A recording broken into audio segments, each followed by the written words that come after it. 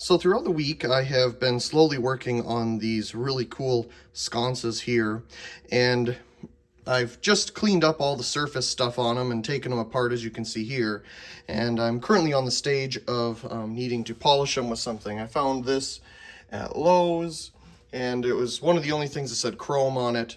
I'm sure you could probably use something else, but we'll try that out. I got some shop towels here for a nice cloth to do it. But these back panels cleaned up really good. You can see they're almost like a mirror. And here's the sockets. Inside the sockets on the top were these medium to candelabra base adapters, as you saw. And I was looking up online, these sconces, and I can't find these specific ones, but I can find the chandelier version of this same thing that has 5 or 6 of these on it. And they also have the adapters on the top, so I'm guessing it came standard with those adapters. Anyway, these cleaned up pretty nicely as well. The little fogged plexiglass lenses there. Anyway, I think what we'll do is try to polish them up and see what we get. This one's pretty bad, but I think they're cleaning up pretty good. Real shiny. Got them all cleaned up. Still using the bulbs that they came with. Haven't chosen any to put in them just yet. But this one has the little 6-watt Westinghouse in it. Still need a bulb in the bottom. We got one in the middle here. I used some old dimmer knobs. I have a whole bunch of them. And they're spacers to space it out so the cord can get out without being pinched. This is another one of the bulbs that was in one of these fixtures. It's some 40-watt Phillips of some kind. Still needs a bulb in the bottom. And the other one is over here. No bulbs in this one at the moment, but it is plugged in. I'll have to choose one for the top, and again, we need one in the bottom there. But I think they look pretty cool. Here's a project I don't believe I have shared just yet. It's the shelf right in front of the screen here. This is something I have been playing with in my brain for a while if I wanted something here, and I've decided, well, let's finally do it. See how it turns out. The main reason I did it is for the light fixture in the middle of the frame, and you might not be able to see it right now, but you'll see it here in a second. And the second reason is I've wanted more space to display bulbs and items and things like that. So this definitely serves a purpose. As you can see, it's built a little bit differently. The brackets are on the top instead of the bottom. And the reason I did that is for a cleaner look from underneath. Of course, once you get items up there, you won't notice the brackets.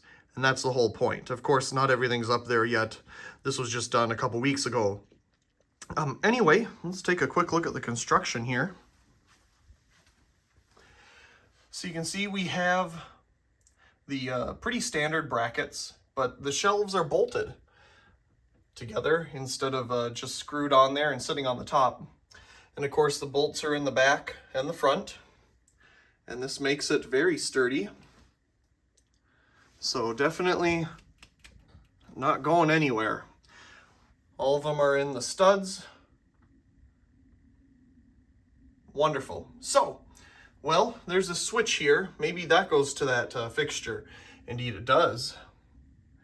And there's one of the bulbs. But there's not just one, there's many. And as you can see, they go all the way to the end.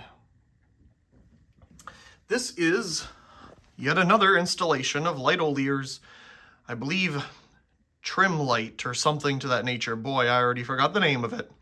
Or light trim, I believe is the name, light trim. And it's essentially a track light, but with these little adapters that hold a candelabra-based incandescent bulb. They call that the basic light. There's also little floodlights that you can use with them. I have a little set of that upstairs.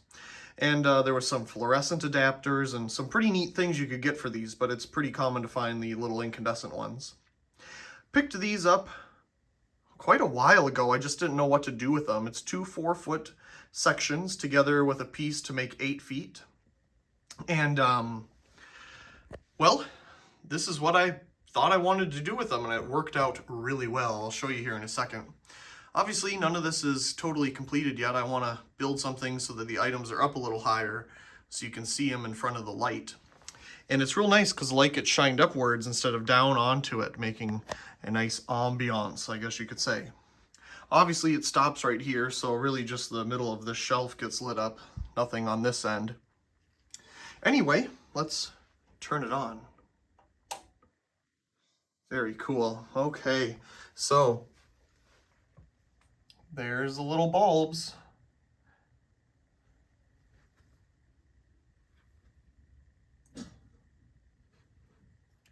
You can see one of them. I believe they're all 7 or 10 watts because some of them look a little brighter than others. And they did make 7 and 10 watt options. So let's turn these off. Much better. That looks awesome. So let's back up a little bit. Of course, it's still daytime here, so we got some light coming in, but just the look and feel of this is amazing. And you don't even know where the lights are placed. It lights it up so nice. I love the feel of this. But obviously being incandescent, it's not very efficient. So we're gonna need to change out these incandescent bulbs for a better option. What might that be? These GE Filament LED nightlight bulbs is what I have chosen. As you can see, I picked up the whole flat of them or whatever from Lowe's. They're the only place that has this style. I really love these. I've already taken one out to put it in a light, but for 1.5 watts, these things are much brighter than 7 watts. And they have a very good light quality. It doesn't have that 60 hertz flicker that some of the cheaper LEDs do. When you wave your hand underneath it, you don't get that weird effect. Very much like incandescent. I really, really enjoy these. I use these in the under cabinet lights upstairs, in night lights, in the exit signs. I really like these bulbs. They make a 4 watt version as well, which is significantly dimmer. Those are good for night lights and stuff, but not really much else. These are good for accent lighting and all kinds of applications. Very, very good quality. I've been very impressed with these. So that's why I got a whole bunch of them. And these are the ones that are going to get used right up here. So let's change them out. So how would you go about changing one of these? Well, all you have to do is pull it up. As you can see, it comes up. Now you can take it all the way out if you want and move it at any point in the track that you'd like, but I'm just going to leave it here because all we need to do is change the bulb. You just put it out, put a new bulb in, and you're good to go.